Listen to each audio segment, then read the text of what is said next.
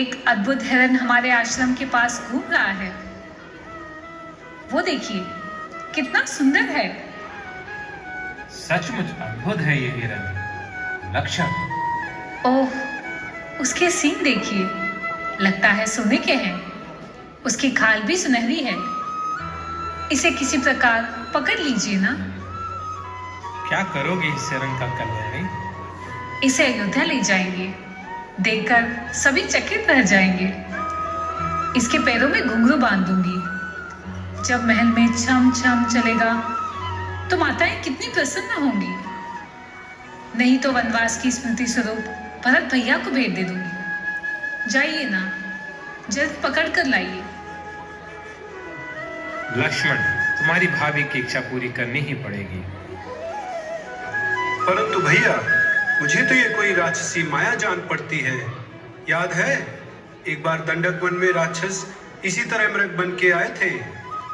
ओहो, आप दोनों भाई इसी तरह बात करते रहेंगे तो इतने में हिरन भाग जाएगा।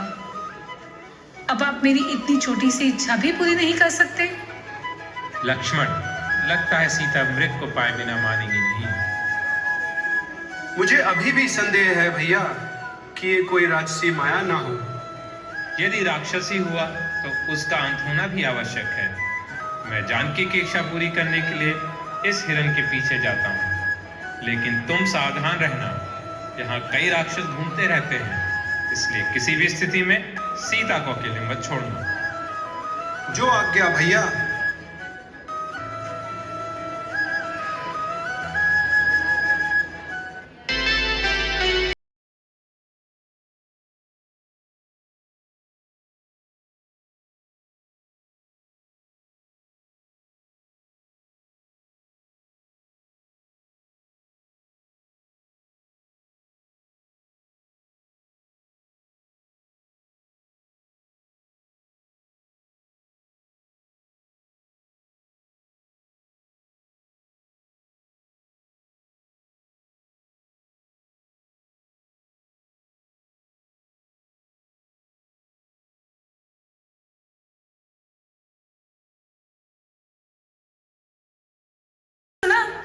तुम्हारे भैया कैसे दर्द से पुकार रहे हैं।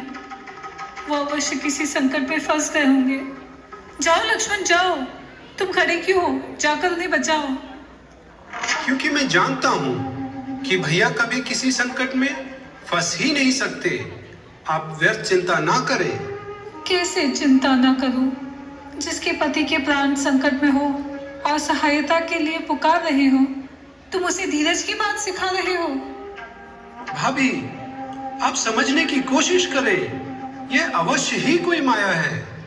माया नहीं लक्ष्मण, ये कहो कि तुम्हें राक्षसों से डर लग रहा है। भाभी, मैं तुम्हें वीर समझती थी, परंतु तुम तो कायरों की तरह भाभी के आंचल में आके छुप गए हो। भाभी, आप ऐसा ना कहें। ठीक है, अगर तुम नहीं जा सकते तो लाओ ये धनुष बाण। मैं स्वयं ही चली जाती हूँ। भाभी, अगर आपकी यही जिद है तो मैं जाता हूं। आज आपकी आज्ञा का पालन करने के लिए पहली बार लक्ष्मण अपने प्रभु श्री राम की आज्ञा का उल्लंघन करता है। भाभी, आप कुटिया में चले जाइए।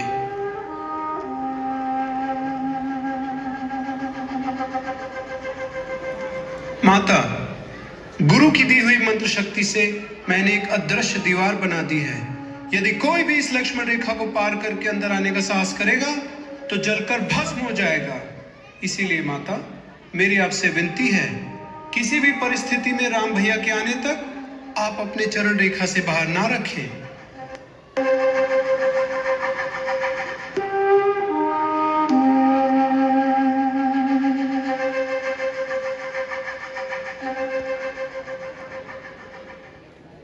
भिक्षाम देहि, भिक्षाम देहि, भिक्षाम देहि, भिक्षाम देहि। प्रणाम महात्मन। कल्याण हो देवी, हम बहुत दूर से आए हैं और भूखे हैं। तुम्हारी कुटिया देखकर इस आशा से यहाँ आए हैं कि हमें कुछ खाने को मिल जाएगा।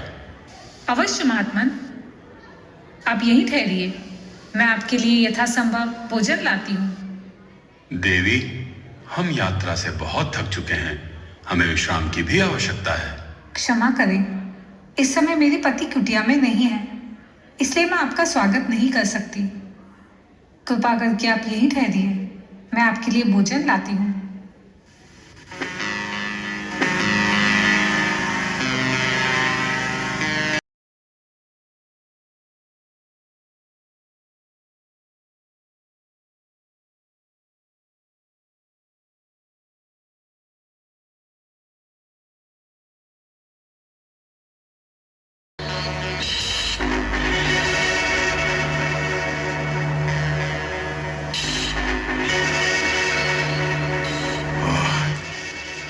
ये कैसी अदृश्य माया है जो मुझे अंदर जाने से रोक रही है।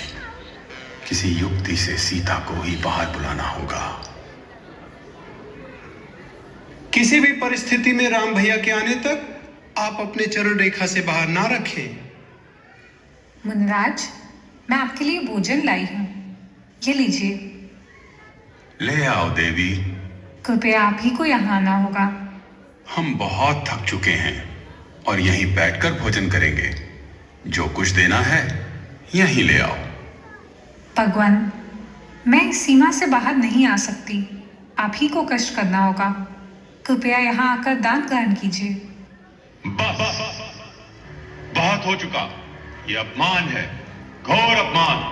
तुम बार बार हमारा तिरस्कार कर रही हो। पहले हमें कुटिया के अंदर आने से रोक दिया और अब दूर से खाना दे रही हो, जैसे कि हम कोई पशु पक्षी हों। मैं तुम्हारे दान का भूखा नहीं। यदि देना है तो इधर आ, नहीं तो मैं जाता हूं। परंतु याद रहे, द्वार पर आए साधु का निरादर ईश्वर भी क्षमा नहीं करता। अलाख निरंजन। नहीं नहीं मुनिराज, मुझे क्षमा कीजिए। आप मेरी विवशता को समझने का प्रयास करें। हम सब समझते हैं, हम त्रिकालदर्शी हैं। हम देख रहे हैं, इस समय तुम्हारा पति एक स्वर्ण हिरण का शिकार करने वन में भागा भागा फिर रहा है। वह हिरण अपने सींग से तुम्हारे पति को एक बार आहत भी कर चुका है। जाओ, हम श्राप देते हैं कि वही स्वर्ण हिरण अपने तीखे सींगों से तुम्हारे पति को। नहीं नहीं, आप उन्हें श्राप न दें, मैं वहीं आती हूँ।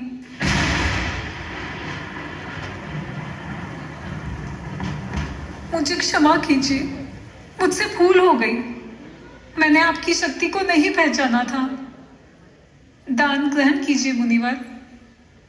धन्य हो देवी, ईश्वर तुम्हें संसार की स्वामिनी बनाए।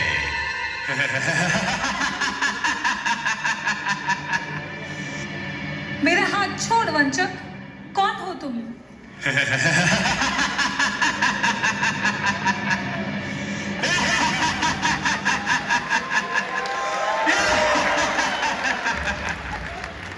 मैं हूं रावण, लंकाधिपति रावण, दशानन रावण, उस रूपरेखा का भाई जिसकी नाक काटी है तुम लोगों ने।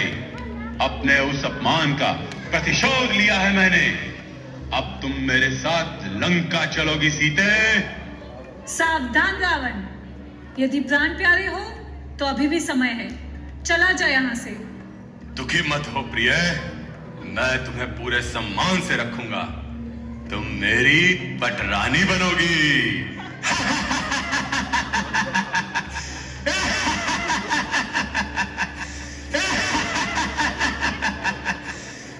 तूने मेरा हरण नहीं किया है, अपने काल को बुलाया है।